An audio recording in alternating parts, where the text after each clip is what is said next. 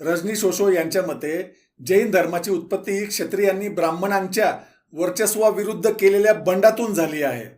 त्यांनी आपल्या विविध प्रवचनांमध्ये स्पष्ट केले आहे की जैन धर्म ब्राह्मणाच्या विधिनिष्ठ जादूटोणा आणि कर्मकांडा प्रधान धर्मव्यवस्थेविरुद्ध एक बंड होते.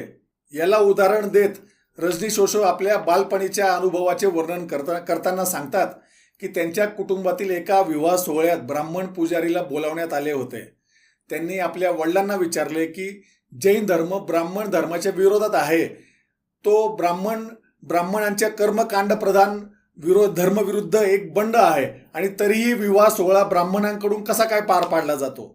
त्यांच्या या प्रश्नामुळे कुटुंबात फार गहन चर्चा झाली आणि शेवटी त्या विवाह सोहळ्यात ब्राह्मणाऐवजी एका जैन वडीलधाऱ्याने नौकार मंत्राचा पठण करून पुढील लग्नाचा विधी पार पाडला.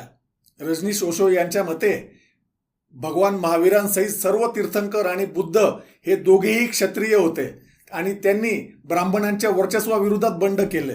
त्यांनी वेद, कर्मकांड आणि वर्णव्यवस्थेचा विरोध केला. रजनीश ओशो म्हणतात की कोणतेही तीर्थंकर, जैन तीर्थंकर व बुद्ध हे ब्राह्मण नव्हते, ते क्षत्रिय होते. त्यांनी ब्राह्मणांच्या वर्चस्वाविरोधात बंड केले होते. ओशो यांच्या विचारानुसार जैन धर्म व बौद्ध धर्माची उत्पत्ती ही केवळ धार्मिक सुधारणा नसून सामाजिक आणि सांस्कृतिक बंडाचे प्रतीक आहे. त्यांनी ब्राह्मणांच्या वर्चस्वाविरोधात आवाज उठवून एक नवा मार्ग दाखवला, ज्यात अहिंसा, तपस्या आणि आत्मशुद्धीला महत्त्व देण्यात आले आहे.